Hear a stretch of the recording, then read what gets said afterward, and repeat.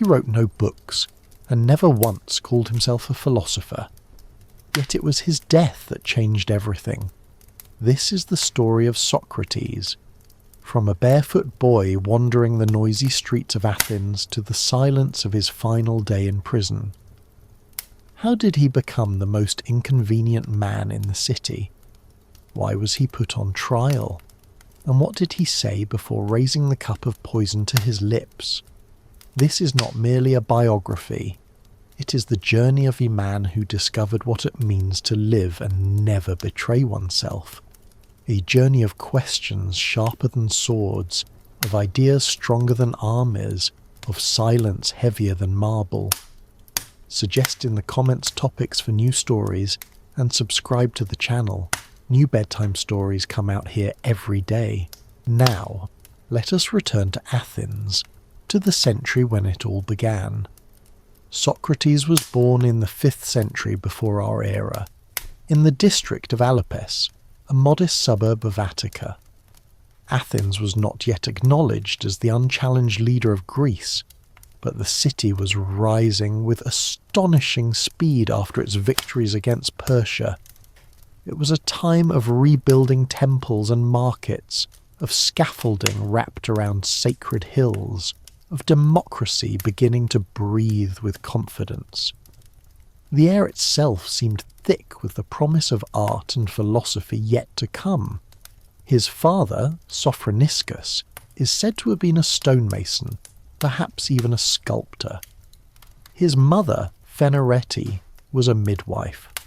In Athens, this profession was considered honourable. It demanded patience, composure, and precision. A midwife was not only the guardian of birth, but often the first healer a woman ever knew. Later, Socrates would compare his own method of questioning to her craft.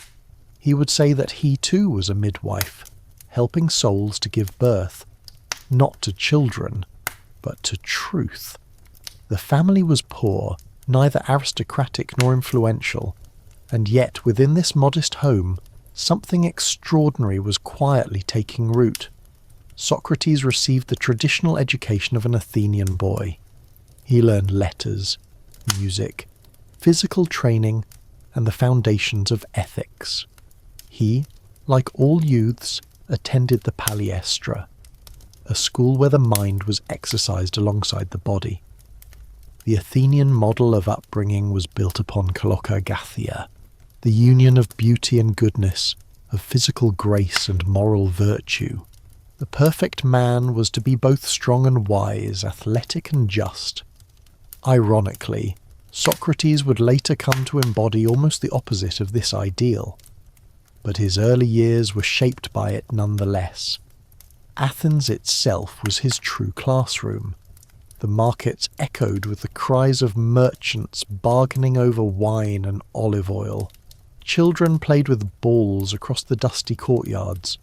On the Acropolis, half burned by Persian fire, new columns were rising into the sky. Sculptors carved gods from marble. Builders lifted lintels heavier than oxen. The city was a symphony of hammers and voices, of rebuilding and rebirth. Perhaps the young Socrates watched his father strike stone until sparks flew. Perhaps he carried tools in his small hands, smelling of iron and dust. Perhaps he learned, long before words, that truth too must be cut carefully from the raw block of life. He thought it was simply childhood. It was already the beginning of a destiny. Athens itself was his true classroom. The markets echoed with the cries of merchants bargaining over wine and olive oil. Children played with balls across the dusty courtyards. On the Acropolis, half burned by Persian fire, new columns were rising into the sky. The city of Socrates' youth was alive, noisy, restless. Contrasts met on every street. The sound of haggling voices, the laughter of boys running barefoot, the hammering of builders repairing what the Persians had once reduced to ash. This sacred hill was being rebuilt, temple by temple, until its marble would shine as the emblem of classical Athens. Among those who returned was Phidias, the sculptor whose hands would carve Athena herself for the Parthenon. And perhaps among the scaffolding and dust, a boy named Socrates stood watching. He may have seen columns rising slowly upon stone bases. He may have carried tools for his father, fetched water, or swept fragments of marble from the floor, from the grain of wood, from the cold edge of the chisel, from the rhythm of hammer against stone. The child learned images that would follow him into his philosophy: the carpenter, the shoemaker, the builder. Wisdom, he would later say, is not born of speeches, but of work done with precision and care. He was strong, his body prepared by the same training that shaped other young Athenians, though later writers described him as ungainly: broad lips, bulging eyes, a flattened nose. This did not prevent him from being resilient. Military service awaited every boy. 2 years of harsh training, the Ephebeia, where discipline and endurance forged citizens into soldiers. But Socrates did not seek the contests his peers dreamed of. He did not chase the wreaths of athletes, nor the applause of politics. Already something else stirred within him, a quiet resistance. Xenophon and Plato would later call it his daimonion, an inner voice that pulled him back from rashness. He stood apart, contemplative, often silent, observing long before speaking. Teachers sometimes found him stubborn, unwilling to accept lessons on trust alone. He demanded more, always more. Meanwhile, Athens was changing. Democracy spread its roots deeper. The machinery of elections, the role of juries, the gatherings of the assembly, these became the lifeblood of the polis. More and more citizens found themselves pulled into public life, learning rhetoric, practicing debate, preparing for careers in politics.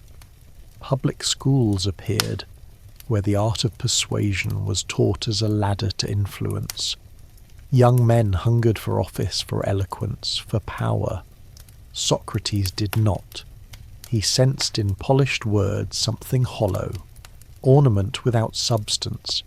He preferred to pierce words, to strip them bare until only their truth or their emptiness remained.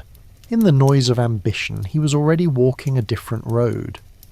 Justice interested him more than persuasion. The question what is right mattered more than the art of convincing others of anything at all. His thoughts had not yet hardened into a system, but already there was a core within him. Slow, deliberate, tenacious. He noticed details others ignored. He questioned when others accepted. He paused where others hurried. And all around him Athens was changing. The city was becoming an open theatre of ideas. Wandering teachers, the sophists, arrived more and more often, offering lectures and debates for pay. They spoke of man and the state, of nature and the soul. Such voices, at first foreign to a boy from a simple family, would eventually shape his inner horizon. For now Socrates remained unnoticed, a shadow against the larger movements of his city. He grew up without luxury, without noble patrons, without great ambitions.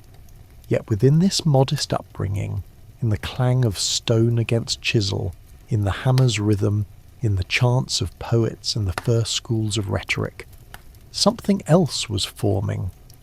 Not a general, not a lawgiver, not a poet, but a man who would stand at the very foundations of thought itself. When he came of age, completing his obligatory Ephebeia, he, like every Athenian citizen, was drawn into the militia. Military service in the 5th century was not optional. It was both a test of courage and a right of belonging, binding the individual to the fate of the city. According to the records, Socrates took part in 3 campaigns, at Potidaea, at Delium, and in the campaign against Amphipolis. He fought as a hoplite, heavy infantry, encased in bronze armour, carrying the weight of shield and spear. In Potidaea, as Plato recalls in his Symposium, Socrates revealed a strength both physical and inward. He endured hardship with astonishing composure. Alcibiades, young then and filled with admiration, remembered how Socrates would stand motionless for hours, even in the bitter cold, barefoot, unprotected, lost in contemplation until dawn. His mind wrestled silently while the camp slept. In battle, his calm was no less remarkable. During a retreat, he did not break formation. He walked steadily, shield in place, keeping order and thus giving courage to those around him. No panic, no rush, no collapse into fear. His pace itself was discipline, his steadiness a fortress. To fight with strength was expected. To fight with such serenity was rare.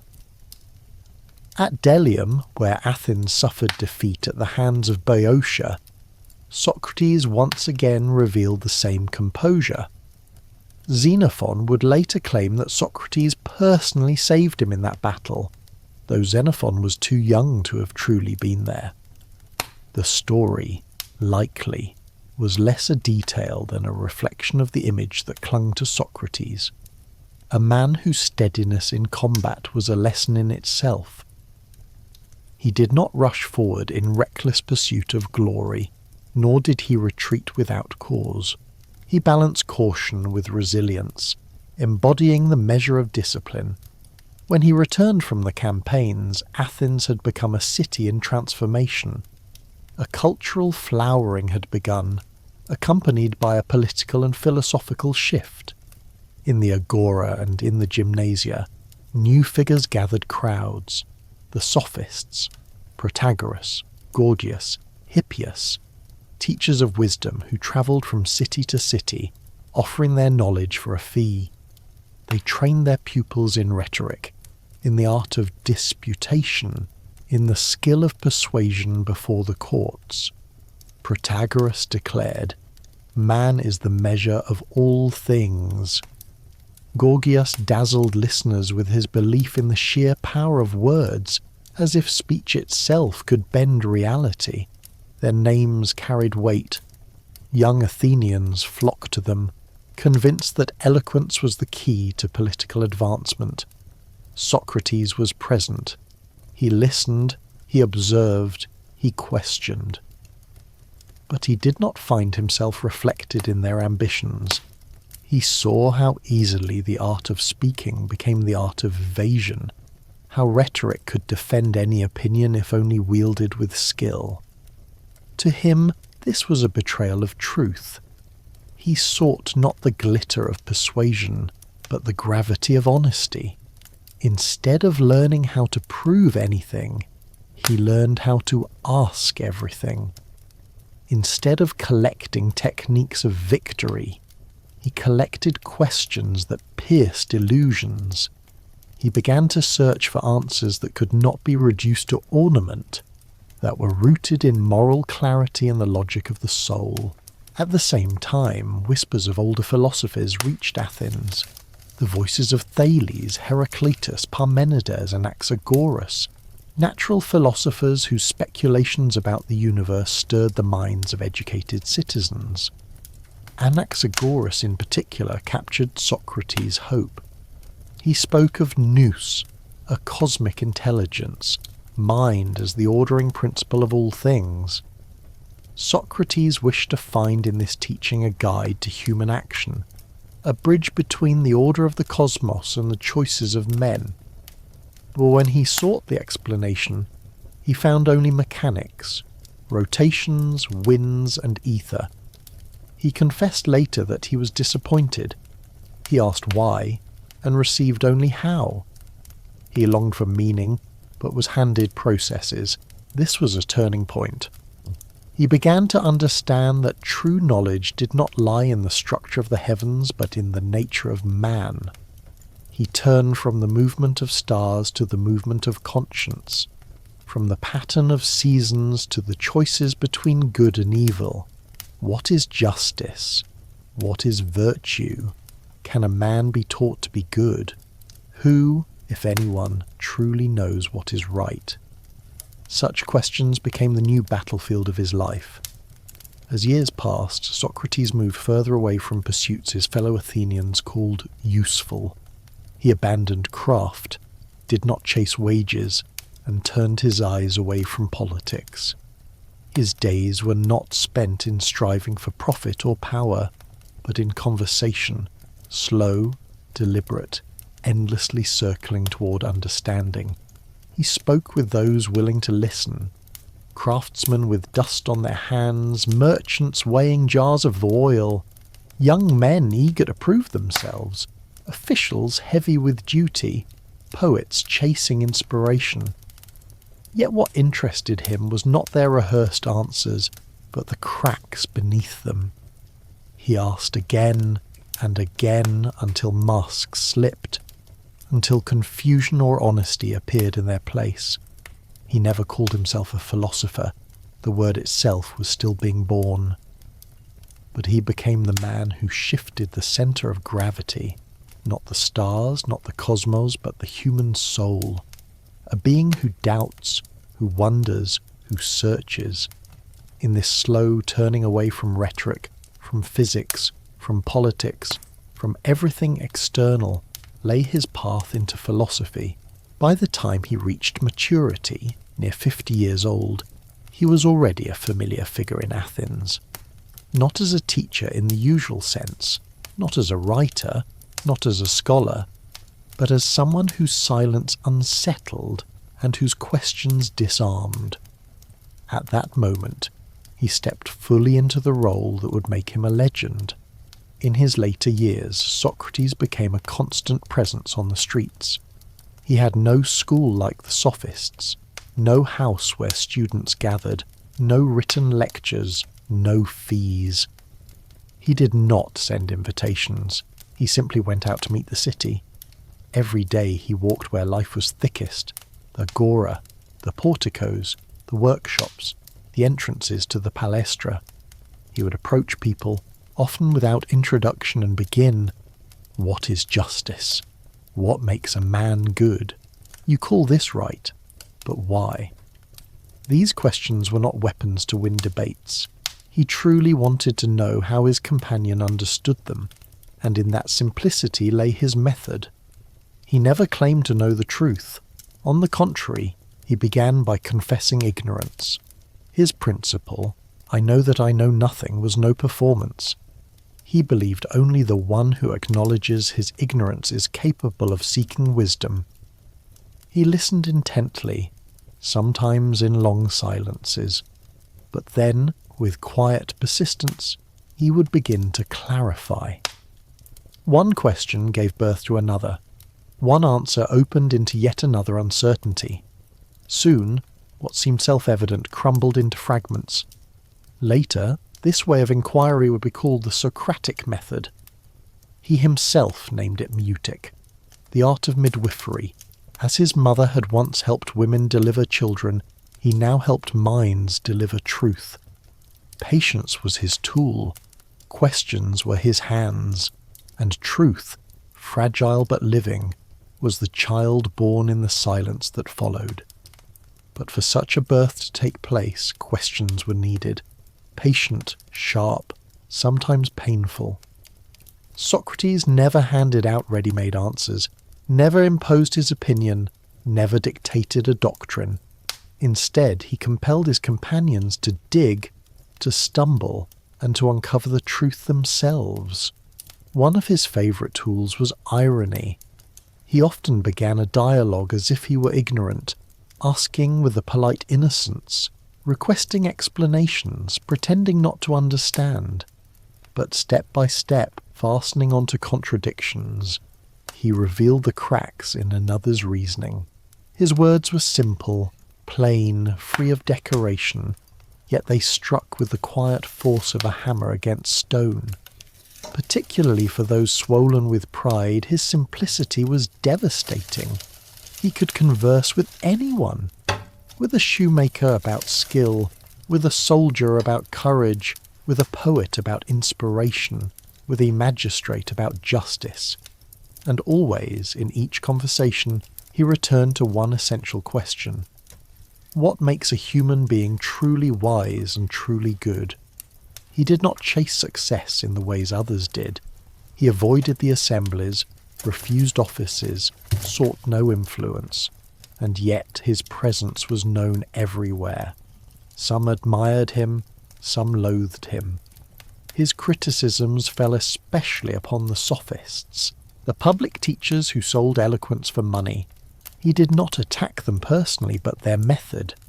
To him, they trained men not to seek truth, but to win arguments, not to think deeply, but to speak beautifully.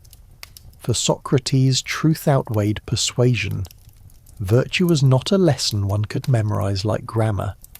It was not a formula, not a list of rules. It was an endless inner labor, a constant reshaping of the soul. The sophists felt the threat, for Socrates could appear without announcements, without fanfare, and in a single dialogue dismantle the reputation of an orator or expert. He sought neither prestige nor wealth, nor the aura of a teacher. He only sought people, thoughts, and questions. Plato recounts one such moment. Socrates spoke with Euthyphro, a man proud of his knowledge of piety. Patiently, Socrates asked him what it truly meant to act in ways pleasing to the gods. Soon it became clear that Euthyphro himself could not answer. His definitions collapsed, boundaries blurred between virtue and mere whim. In another exchange with Meno, Socrates showed how even the very idea of virtue falls apart if pressed for a precise definition. And in the dialogue remembered as the Apology, standing before his judges, Socrates explained that his whole life had been nothing but service to a divine mission, to question, to test, to see whether people truly knew what they claimed to know. He was not destroying knowledge, he was purifying it. Not everyone welcomed such purification. Some left in irritation, unwilling to face themselves in the mirror of his questions. Others, troubled at first, returned again and again, drawn by a force they could not name. A few began with dislike and ended with respect. Still others felt humiliated, exposed, and grew to hate him. His way seemed dangerous. It stripped away ready answers. It dismantled comfort. It demanded effort. Socrates never gathered disciples, yet young men gravitated toward him. They surrounded him not because he promised to give them wisdom, but because his listening was sharper than most men's words, and his silences heavier than their speeches. He did not seek followers. He created thinkers. He often said his mission was not his own, but the whisper of a daemon within him, an inner voice that steered him away from false steps. He did not march against the crowd, but neither did he walk with it. He walked beside it, asking questions. Day after day in the same places, under the noise of markets, beside temples, near the courts, he repeated one thing. Not for fame, not for power, not for schools, but for this alone, that even one man might stop and ask himself what he is doing, and why. He never called himself a teacher, never held a school, never claimed authority. He passed down no doctrine. And yet there were always those who returned, those who lingered near him, those who found their thinking changed in his presence.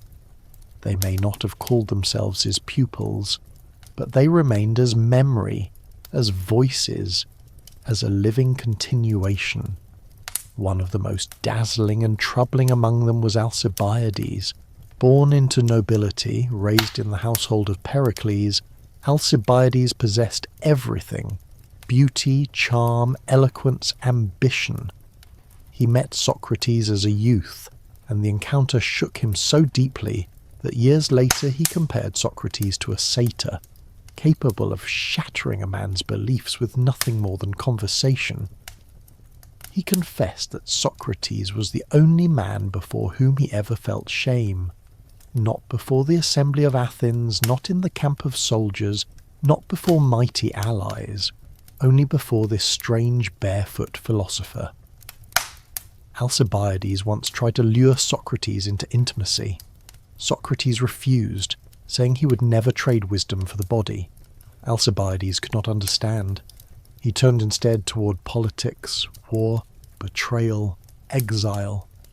Glory and disgrace swirled around him in equal measure, yet even as he fled across seas, even as his name became legend and curse alike, he carried Socrates within him, like a wound that never healed, like a voice he could never silence. Entirely different was the bond with Plato. Younger by more than 40 years, he met Socrates not as a youth desperate for approval, but as a mature thinker seeking a master. Plato came from an aristocratic family, raised with privilege and a polished education. He admired poetry, studied science, and wrote verses of his own. Yet after meeting Socrates, he abandoned poetry altogether and devoted himself to philosophy. Plato became the one who preserved Socrates' image in history, shaping not only memory but form itself. He chose dialogue as his medium, for Socrates had never declared, only questioned. In dialogue, no voice is final, no statement complete. In the early works, Apology, Crito, Euthyphro, Socrates appears close to the historical man, ironic, calm, relentless, inwardly free. In later works, the Republic, Phaedo, Socrates becomes something more, a guide, a vessel for Plato's own philosophy. Yet even there he does not stand as a monument, but as a human presence, alive and searching. Xenophon too bore witness. A soldier, a memoirist, companion to Cyrus the Younger, he lacked Plato's dialectical subtlety.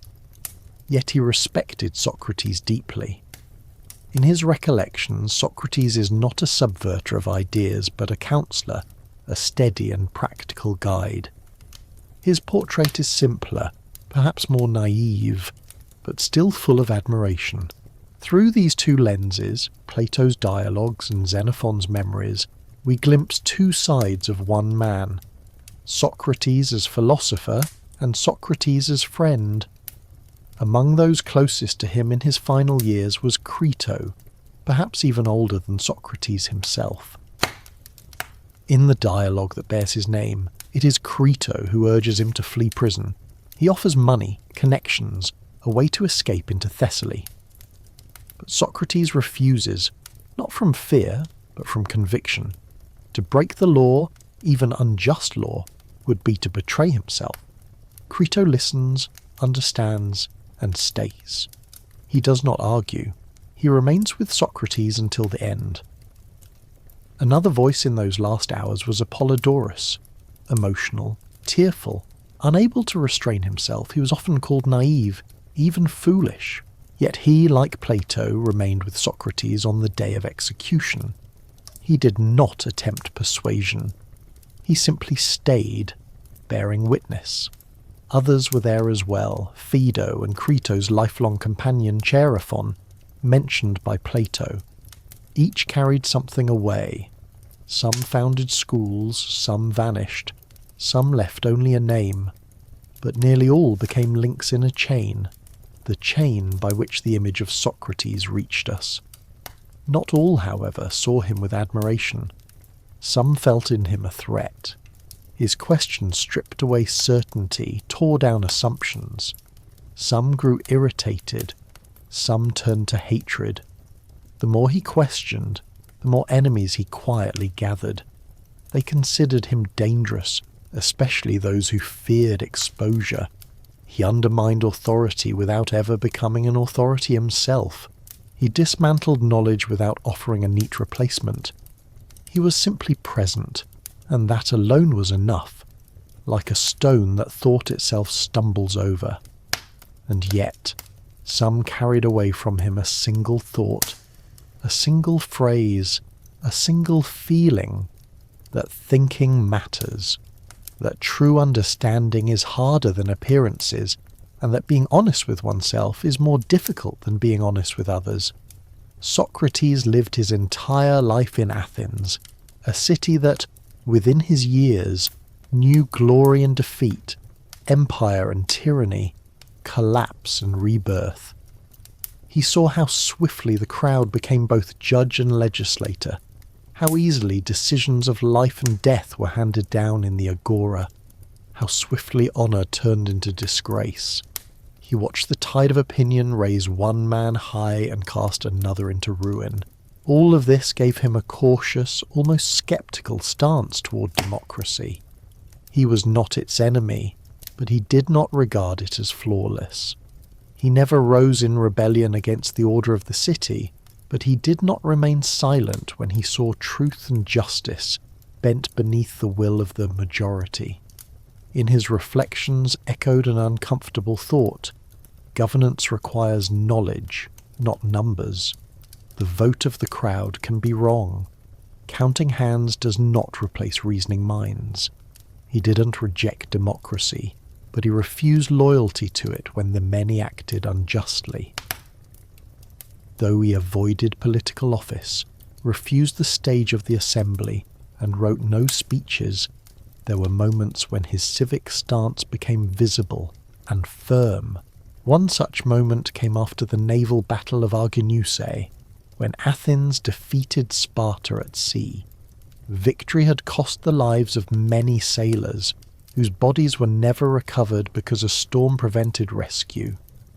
When the surviving 8 generals returned, they were put on trial. Public outrage was fierce. Families of the dead demanded justice. Demagogues demanded punishment. Before the trial, the case was brought before the Council of 500, and there, Socrates, serving his turn as one of the presiding officials, faced a choice: submit to the will of the majority or obey the law. The assembly demanded that all 8 generals be tried at once, condemned together without individual hearing. Socrates refused. He would not put the illegal decree to a vote. His refusal provoked anger, threats, and pressure. But he did not bend. Socrates did not yield even when he knew his defiance could bring consequences. His stance remained etched in memory as an act of civic courage, in a moment when the majority demanded blood. Years later, Athens lost the Peloponnesian War. In 404 BCE, tyranny descended. The rule of 30 was imposed with Spartan backing, an oligarchic junta that executed without trial, seized property, exiled dissenters, and stripped citizens of their rights. Among the 30 was Critias, once close to Socrates, once called his pupil. The new regime ruled by fear. Obedience replaced justice. Silence replaced law. Socrates neither endorsed the tyrants nor served them. He took no office, signed no decrees, stood in no council. Yet one incident revealed more than speeches ever could. Leon of Salamis was marked for death. One of the 30 ordered Socrates and 4 others to seize him, to drag him to execution. The others obeyed. Socrates did not. He did not argue, did not resist with arms. He simply turned and walked home.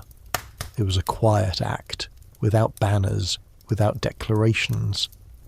But in that silence lay his essence. He would not betray conscience even under threat of power. He risked his life, for tyrants did not forgive disobedience, yet he was spared. Perhaps for personal ties, perhaps for insignificance in politics, perhaps by chance. But the act was remembered. When democracy returned a year later, an amnesty was declared.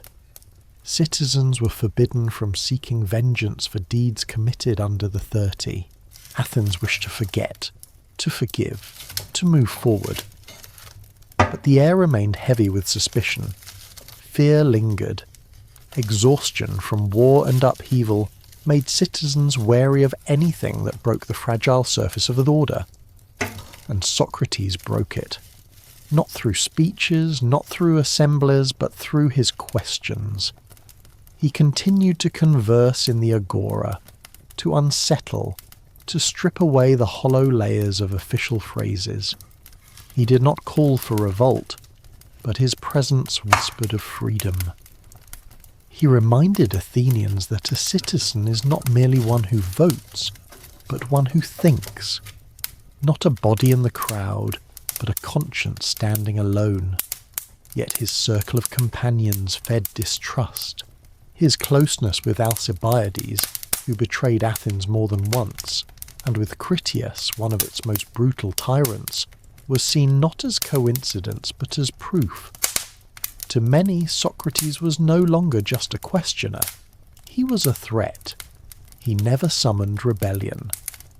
But in the atmosphere of suspicion, it seemed rebellion grew wherever he walked. Socrates did not defend himself. He did not seek to be understood. He continued as he always had, walking through the city, stopping to speak, asking his questions. But Athens no longer saw him as a curious eccentric. The gaze upon him had changed. By the spring of 399 BCE, Socrates was around 70 years old. Athens itself stood in a wounded calm. The Peloponnesian War had ended in defeat. The tyranny of the 30 had left scars of fear and mistrust. The restored democracy was eager to appear stable, orderly, predictable. Citizens longed for tradition, for safety in the familiar, and anything that broke the surface of routine was felt as danger. It was in such an atmosphere that Socrates' presence shifted from philosophical oddity to perceived threat. The formal charge was brought forward by a citizen named Meletus, a young poet, scarcely known in politics. Behind him stood Anytus, a powerful figure of the Democratic Party, and Lycon, tied to the theatrical public and defenders of civic morality. Each, in his own way, had reason to resent Socrates. Anytus, as a guardian of tradition. Meletus, as a zealous defender of religion. Lycon, as a protector of public decency. The accusation had two main points: impiety, disrespect toward the gods of the city, and corruption of the youth. By Athenian law, both could lead to death. This was not a private quarrel over blasphemy. It was framed as a threat to the order of the polis itself. If a man encouraged the young to doubt, if he placed conscience above civic gods, if he spoke of his personal daemon rather than the deities of the city, then he undermined the foundation of Athens. The trial was held in the Heliaia, the great people's court. The jury was vast. 501 citizens chosen by lot. Each held equal authority. Each would cast his stone at the end, black for guilt, white for acquittal. The accusers spoke first. Meletus, representing them, declared that Socrates rejected the worship of Athens, invented new divine powers, and most dangerously eroded respect for elders and authority. He claimed Socrates taught young men to scorn their parents, to mock tradition, to avoid civic duty, and instead to gather in suspicious circles, small philosophical groups seen as seeds of unrest. The words hung in the court like smoke. They were not merely charges against a man, they were an accusation that thought itself could be treason. When his turn came, Socrates stepped onto the platform and began his defence. What we know of it comes through Plato, who recorded it as the Apology of Socrates, and by all accounts preserved much of its original essence. He spoke calmly, without theatrics, refusing the usual tricks of defendants. He did not parade his children before the jury. He did not beg for pity. He did not appeal to emotion. Instead, he answered each charge with clarity. Concerning the divine, he affirmed that he believed in the gods, though not always in the form sculpted in stone or sung in myths. He spoke of the daimon, the inner voice that warned him, that restrained him from error. To him this was no rejection of Athens' religion, but a living proof of divine reason. He reminded the jurors of the oracle at Delphi. When his friend Chaerephon once asked who was the wisest of men, the oracle had named Socrates. Socrates, puzzled, began to question others, poets, craftsmen, politicians. He found that they claimed knowledge but could not explain even their own words. He alone admitted ignorance, and in that admission perhaps lay wisdom. As for corrupting the youth, Socrates insisted he had never claimed to teach. He had no school, charged no fees, gave no doctrines. He only conversed, he only asked. Those who listened drew their own conclusions. If they changed, it was through their own reflection, not his instruction. And he posed a question. If he corrupts, then who improves? Who raises the youth in virtue? The accusers gave no answer. Socrates did not ask for mercy. He did not seek escape. He told the jurors he would not act as the accused are expected to act. He would not debase himself for the crowd's approval. He asked instead that they look at his life. He had harmed no one, stolen nothing, sought no office, deceived no citizen. If they killed him, Athens would lose what he compared to a gadfly, one who wakes the great but drowsy horse of the city. The vote was cast. 280 for guilt, 221 against. He was condemned. By law, the next step was sentencing. The accuser proposed one punishment, the accused another, and the court would choose between them. Meletus demanded death. Socrates, with his familiar irony, first suggested the opposite, that for the service he had done, he deserved free meals for life at the Prytaneum, the honour given to Olympic victors. The words angered the court. He then named a modest fine. His friends, Plato, Apollodorus, Crito, stood and offered to guarantee the sum. But the mood had shifted. The second vote increased the count for death. Now nearly 360 jurors chose the sentence of execution. Socrates received the verdict without trembling. In his final words he carried neither bitterness nor blame. He said that death is either an endless sleep without fear or pain, or a passage into another world where one might meet Orpheus, Homer, Odysseus, and continue the search for truth. He parted with the court without anger and left quietly. The trial of Socrates was not only a turning point for one man, but for Athens itself. A city that proclaimed freedom of thought had proven unable to endure the one man who embodied it completely. He had not built a school, founded a faction, or sought power, yet his ability to think aloud, to question the obvious, was judged too dangerous. His voice, therefore, was silenced. Execution did not come immediately. According to Athenian custom, when the sacred ship departed for Delos on its annual mission to Apollo, the city entered a state of ritual silence. No executions were permitted until the vessel returned. By chance, the ship sailed just after the trial. Thus, Socrates remained in prison for more than 30 days, awaiting its return. The prison was ordinary, neither harsh nor indulgent. His cell was simple, but his door remained open to visitors. Each day, companions came: Crito, Apollodorus, Phaedo, and others. Plato himself, as he later wrote, was ill and absent on the day of execution, yet his recollections of the final conversations survive in his dialogues. Even fellow prisoners and guards respected him. The jailer who would later hand him the poison confessed he had never met a man so serene, so pure in his approach to death.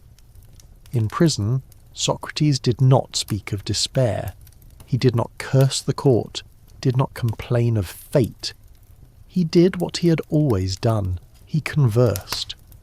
The themes remained the same. The nature of the soul, the meaning of virtue, the essence of philosophy. But now the words carried a deeper weight. They sounded final, not as an ending, but as the culmination of a long journey. In Plato's Phaedo, the dialogue that preserves those last days, his disciples remembered them as preparation. Philosophy itself, he said, is nothing else but preparation for death.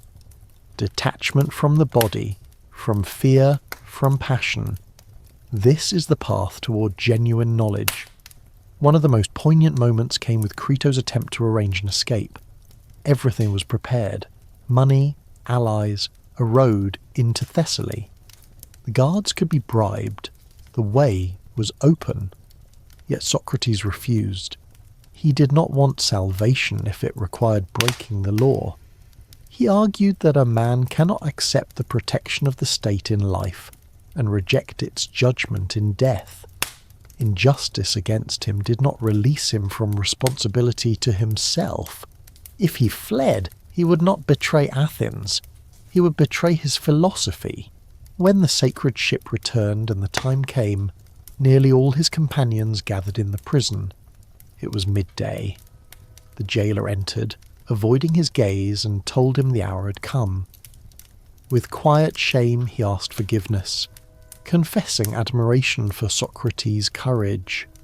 Socrates nodded, thanked him, and asked that the poison be brought. Even then, before the end, he continued his questioning. He asked the jailer how the hemlock worked, listening with calm precision as the man explained its course. The poison would rise upward, paralyzing the body, beginning with the feet. Socrates stood, walked a little to hasten its effect, then lay down and described the numbness as it spread. First his toes, then his legs. His voice remained steady. He asked no one to leave. He did not turn away. His eyes met those around him. As the cold climbed higher and his breath grew shallow, he spoke his last words clearly, though softly. Crito, we owe a cock to Asclepius. See that it is paid. What did he mean? Some believed he was thanking the god of healing for a cure from life itself. Others thought it a simple custom, a promised sacrifice to fulfill. Whatever the meaning, even in his last breath, his thoughts turned outward, not inward. Minutes later he was silent. One of his companions closed his eyes. No one shouted, no one cursed the judges. They stood in silence, some with tears, some with heavy thought. Only Apollodorus broke down in loud sobs. But even then, there was no panic. It was not death as tragedy. It was completion, accepted without fear. So Socrates departed, having led no party, conquered no city, and built no temple. He simply lived as he spoke and died without betraying himself. When he was gone, Athens did not mourn with processions or public speeches. No monuments were raised, no decrees inscribed with his name. His body was not carried to the square, his image not carved into marble. Officially, nothing had changed. The trial was lawful, the procedures intact, the execution carried out without turmoil, and yet in workshops and gymnasia, in streets and private conversations, his name began to echo. Not as the name of a condemned man, but as the name of someone lost. The city did not stir at once. But slowly, unease began to grow, vague for some, sharp for others. Something had gone wrong. His death had not restored order. It had not removed danger. It had not strengthened morality. Instead, it left behind a silence heavy and accusatory. His friends moved first. Crito saw to the burial. Phaedo returned to Elis, carrying to his students the memory of those final conversations. Apollodorus, by accounts, grieved with unrestrained sorrow, but it was Plato who acted most decisively. It was Plato who transformed Socrates from man to philosophy, from a participant in dialogues to the very voice of dialogue itself. Soon after his teacher's death, he began to write. Not biography, not treatise, not chronicle. He gave Socrates a form faithful to his life, the form of the question. In Plato's works, Socrates continues to converse, with politicians and poets, sophists and youths, even women. He asks, he clarifies, he presses ideas to their breaking point. In the early dialogues, Apology, Crito, Euthyphro, Socrates appears close to the historical man. In later works, Phaedo, the Republic, Parmenides, he becomes a vessel for Plato's philosophy. Yet always, in every dialogue, Socrates remains the figure who thinks and compels others to think. Alongside Plato, Xenophon preserved his memory as well. Soldier, historian, disciple, yet so unlike Plato. In his Apology, Memorabilia, Symposium, Socrates is not a metaphysician but a moral guide, not a destroyer of ideas but a steady counsellor. This Socrates is simpler, more grounded, but no less sincere, closer to a living man. Through both voices, different yet complementary, his image endured. In time, the city itself began to change.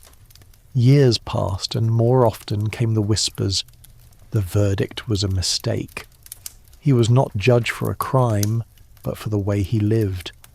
He was not condemned for breaking law, but for refusing to be silent. Gradually, Socrates became a measure, not of how one should live, but of how one might remain oneself until the very end. History records no formal reversal of the judgment. Yet in the memory of Athens the trial grew heavy, awkward, unbearable. No one boasted of having taken part in it. The name of Meletus vanished from the record. Anytus pursued his political career, but with a shadow at his back. Later, as Athenian democracy stabilized, the trial itself became a warning. Even a free city may stumble. Even freedom may fear the one who questions. And then his figure stepped beyond Athens. Antisthenes, Diogenes, Aristippus, Speusippus, the students of his students, carried fragments of his voice. Every school, Stoics, Cynics, Skeptics, Peripatetics, Epicureans, returned to him. Some argued with him, but always with respect. He was not a founder, but a beginning. Not a doctrine, but a question. In Rome, Cicero called him the first to bring philosophy down from the heavens to the earth, from the stars to man. In the Middle Ages he stood in tension, to some Christian writers a pagan of light, to others a soul too proud for revelation. In the Renaissance he was reborn as the wise man who lived according to reason. In the 19th century he became the hero of individual dignity. In the 20th, the voice of inner freedom. He left no doctrine, no school, no writings. All we know of him comes from others, and perhaps this is what saved him. He was never a teacher with disciples, but a presence, a mirror. Not a martyr, he never sought death. Not a prophet, he never craved glory. He simply lived as he spoke, and when the time came, he died as he had lived, in fidelity to himself. And so the legend began, not invented, but carried within the souls of generations. Socrates became more than a name. He became a way of seeing. If philosophy truly begins in wonder, then he was the first who taught the world to wonder. The stonecutter's son, the barefoot questioner, the man who knew he knew nothing, he became the conscience of humanity. The silence he left behind still speaks.